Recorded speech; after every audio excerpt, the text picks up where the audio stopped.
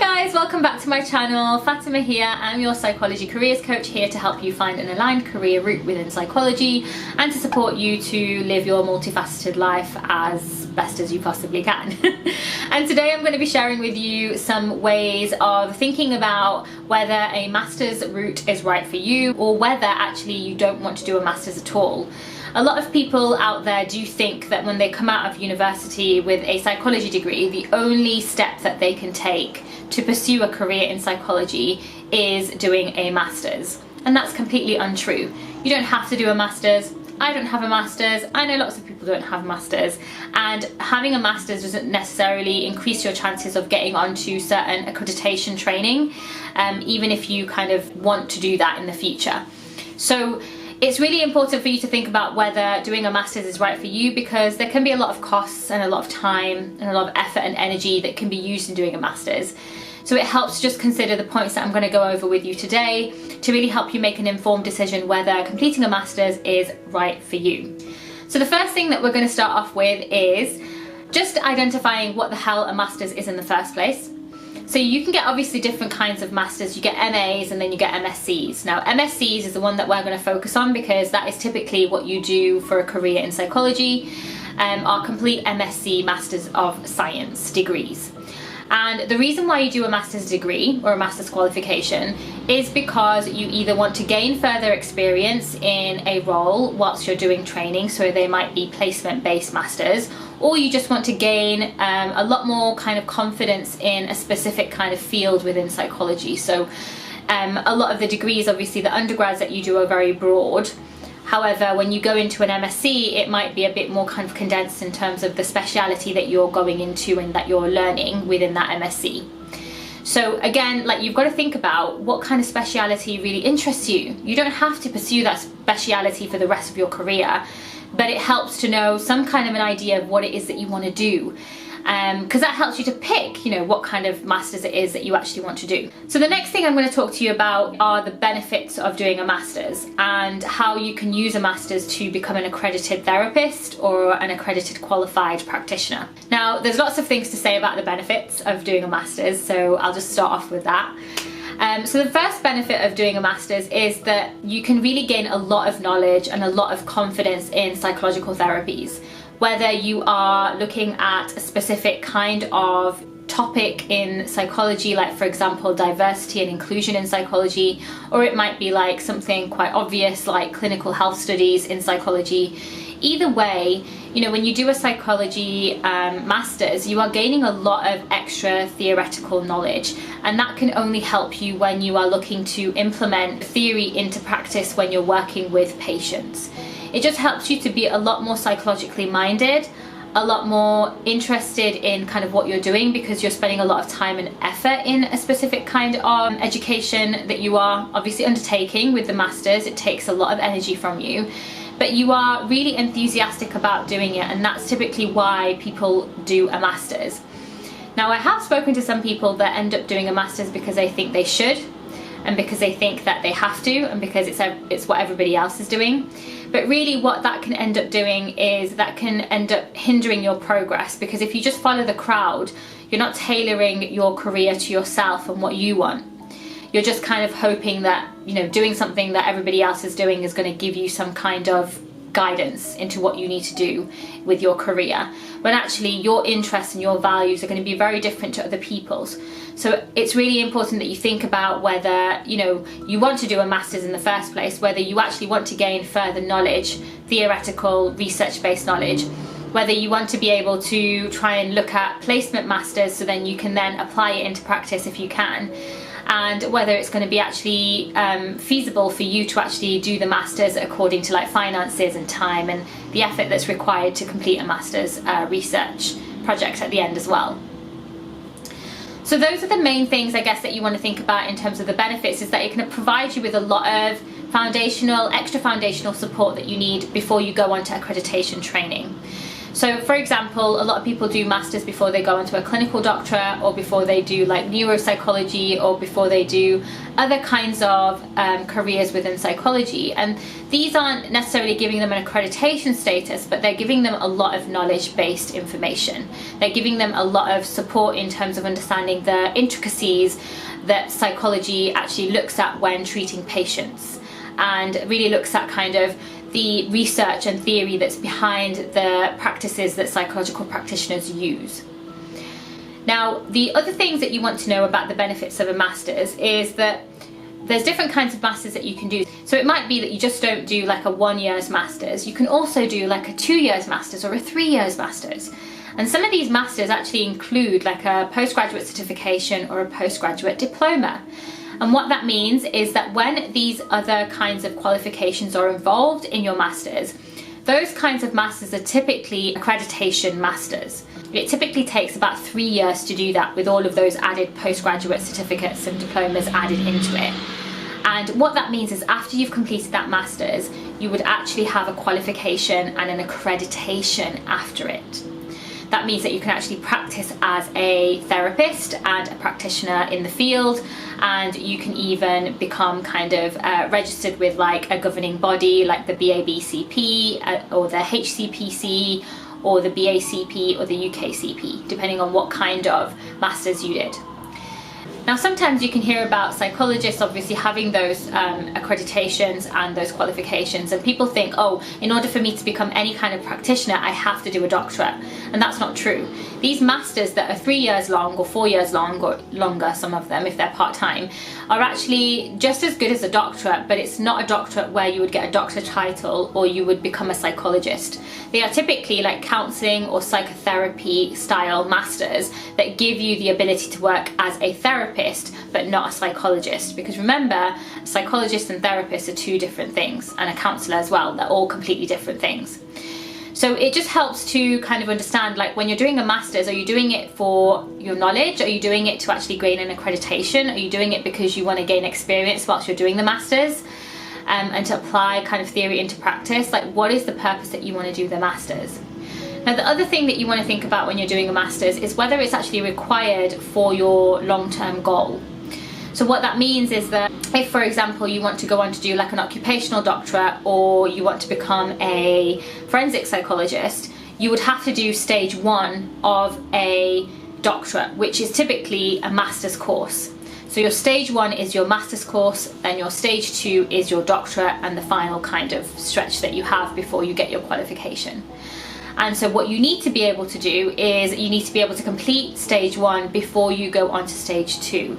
Even if you've done a master's in something completely unrelated, or even if it's slightly related, if it's not specifically stage 1 of that doctoral route, then it's not really going to allow you to go on to stage 2. So when you're doing a master's course, if it's very specific to a specific kind of psychologist route that you want to take, you have to make sure that it covers the stage 1 part of that route. Now, other things that you want to think about when it comes to masters as well is that there are masters courses out there that, again, you can do on a 1 or 2 year period, but then you would gain another accreditation after it, for example, with CBT. CBT, cognitive behavioural therapy, is one of the well-known therapies that are used in the NHS. And this is one of the masters that you can do as a funded route into an accreditation. So what that means is that you could have a bunch of experience, because getting onto a master's for a CBT isn't as straightforward as just kind of coming out of university. They actually want someone with a breadth and depth of experience, and there's an eligibility criteria that you have to meet. So doing that master's course for a CBT would mean that you have to have a lot of experience prior to doing that course. So a lot of people that are already qualified social workers, mental health nurses, or have some kind of like registration role, then go into a CBT qualification.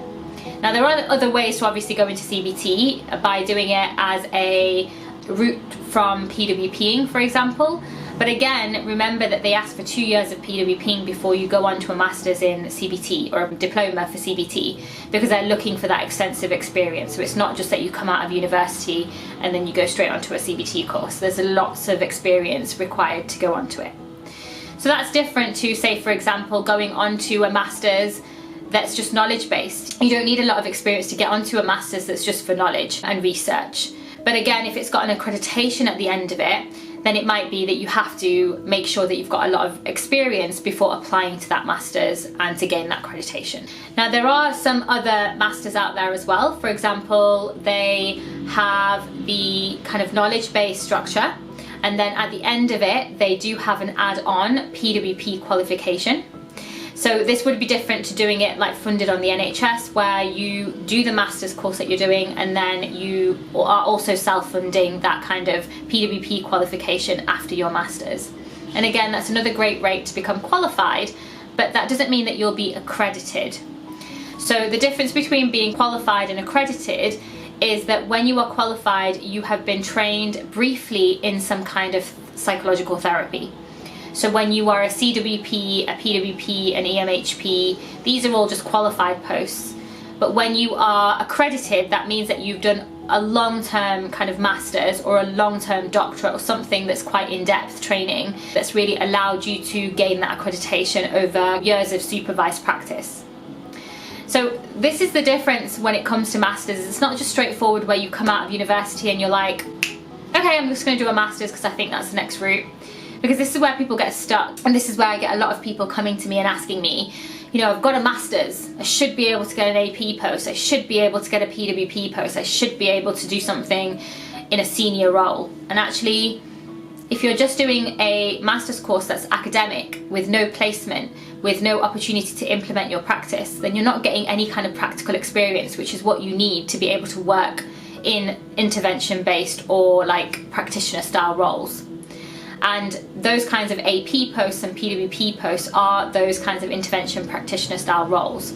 So they really want someone, again, with that kind of basic mental health experience whilst they're acquiring their masters or whilst they're acquiring their BSc before they go into other kinds of training roles or senior roles. This is why it's really important to think about, again, like what kind of masters it is that you want to do. Now, one of the websites out there that I really recommend to a lot of people is called findamasters.com.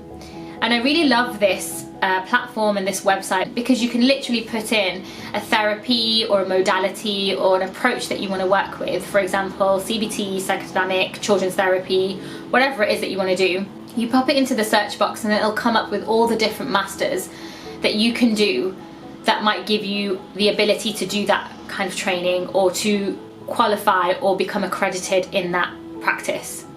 But the important thing is that whenever you're looking at any kind of master's qualification, any kind of prospectus that talks to you about doing a master's course, you really want to make sure that you are reading the small print.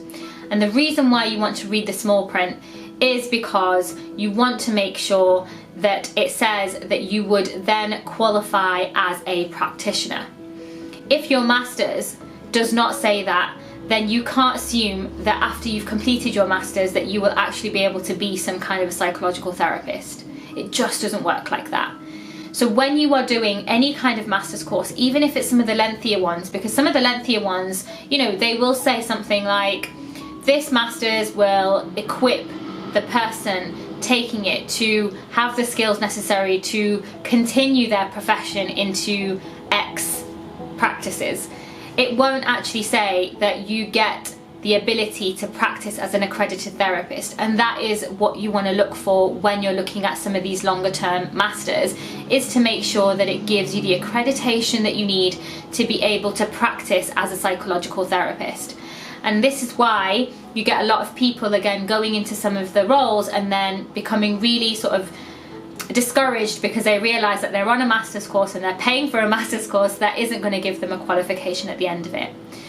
Now, this isn't to discourage people getting onto master's courses just for the sake of academia and for research and just for knowledge-based kind of information. Absolutely, if that's what you want to do, you should definitely do that. But I think there's a lot of misunderstanding about what a master's actually does for you. It really just depends on you and what you want to do. And so remember, always read the fine print. So I just want to talk to you a little bit about the cons as well of doing a master's. I think it's important to look at both parts, but I've kind of digressed from talking about the benefits. So let me just cover the cons with you as well. So the cons of doing a master's is that once you do that postgraduate master's, sometimes if you're looking at student finance, you can use up your student finance eligibility just with that master's qualification. So typically people in the UK, you get your student finance to cover your BSc, and then you pay it back, and then you get also one postgraduate opportunity. So if you use up that postgraduate opportunity within a master's that then doesn't give you anything at the end of it, sometimes you're like, why am I in this much debt? Why am I doing this when actually it's not going to give me anything at the end of it? So that's why you really want to make sure that you are doing the master's because you want to do it and not because you think you should do it. Because again, you don't need a master's necessarily to pursue a career within psychology. It all depends on the route that you want to take. The other thing that I would just say about masters is not every master's offers you a placement or the opportunity to do research. Most masters do offer you the opportunity to do a research project at the end of it, but some of them don't. So you really have to make sure that if you're looking about kind of getting extra research experience by doing a master's, that the master's actually includes that experience. And again, if you want a master's to give you the opportunity to implement the learning that you get through a placement, then you want to make sure that you're clear about what that placement will be and how you'll go about obtaining it. And if it helps to kind of call up the universities and just speak to the master's lead about how to obtain placement and how difficult or easy that is, then do that. Ask the right questions before you go ahead and make that decision and actually apply for a master's. So next, I just want to share my opinion with you in terms of whether I feel that masters are good or not. And I think it's always helpful to share an opinion, only because it helps to think about things from different perspectives, and sometimes you might be in a similar position to what I was when I decided not to do a master's, so hopefully it helps you to make a decision. But again, it's always down to you and your personal kind of journey in psychology and whether completing a master's is going to be the right thing for you. So for me, when I was coming out of university, I decided not to do a master's solely for the reason that I didn't know what I wanted to do with myself. I literally had no idea what I wanted to do after my psychology degree. I was completely lost. So I knew that if I was going to invest my time into postgraduate studies, that I wanted it to be worthwhile and I wanted it to be in something that I was actually passionate about. And I was like, okay, literally, I don't know what I'm passionate about. So I threw myself into work experience. And it was the ability to throw myself into work experience that really helped me to elevate myself in my career and then pursue a PWP qualification, which is the same level as a master's level, but you get a qualification at the end of it. So I kind of missed out on doing a master's because, I just didn't know what I wanted to do, and I don't regret that at all. But now, in terms of like where I'm at in my life at the moment and just kind of how far I've come, actually now I do feel like I'm in the right place to do a master's if I wanted to. If I wanted to go on to do a master's, I think that my mindset is, a lot more kind of clearer about what I want to do. I'm just a lot more kind of in my career as well, like I'm a lot more invested, whereas back when I was just coming out of psychology, I wasn't invested in my career at all. I was that naive 20-something-year-old that was just like, my career will sort itself out. Definitely did not think about being proactive at all.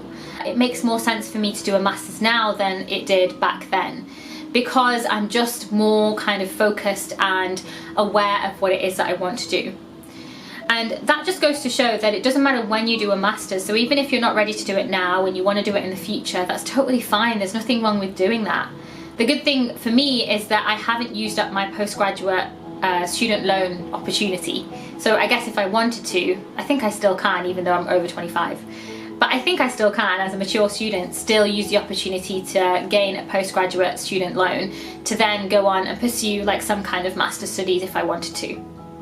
But again, this is just to help you think about whether you are in the right place right now to do a master's, or whether you just want to hold off a bit, explore the field a bit, try and get as much work experience to see where your passions lie. Start with kind of thinking about, what it is that you kind of really love working with, what kinds of people, what kinds of approaches, what kinds of things you like doing. Just start off there and then decide after, whether you want to do a master's and whether you want to specialise in that particular area. I know that now, having had a lot of work experience, if I was to do some kind of master's, it might be something health psychology related, or something to do with staff well-being and practitioners in psychology, something like that, because I'm really, really passionate about staff well-being, the mental health of actual psychological practitioners, and and I would love to do some kind of thesis or some kind of research on that. I think that would be amazing. But again, like, I'm sharing with you something that might inspire you, and you guys might want to do that, and that's totally fine. But right now, like, I'm in a good place to think about that right now. Back then, I would not have known about that at all. So I think the key message here is to take your time deciding whether you want to do a master's or not, because it might just be that in the time that you're deciding, by accumulating lots of experience, you might be able to get onto that doctorate. You might be able to have a better idea about doing a psychotherapy or a counselling master's route. And in which case you will be able to be a bit more focused about making that decision, rather than just doing any kind of master's, doing all of that academia, having no or little to no work experience, and then thinking, oh, I feel like I've wasted all my time. And that's not to say you will have wasted your time, but I know that based on a lot of people that I've spoken to, that's the kind of feeling that a lot of people get, because once they come out of university and they've gone straight into a post-grad, they've got literally kind of little to no life experience or experience of working with patients. So they find it very, very tricky to think about where they want to take their career next.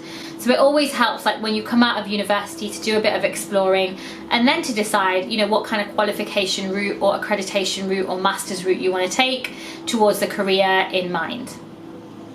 So those are the main things that I just wanted to share in terms of doing a master's or not doing a master's. I mean, it's completely up to you.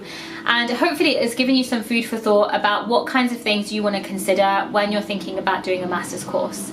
Again, remember that a master's course is not mandatory for you to have a career in psychology, but it is mandatory for some of the routes that you want to take if you want to specialize in certain areas within psychology. Just remember that. I hope you guys found this video helpful. Don't forget to like, subscribe and share if you thought it was useful. And of course, come and join me on Instagram, where I share a lot more kind of information around psychology careers. I'll see you guys in the next one. Bye!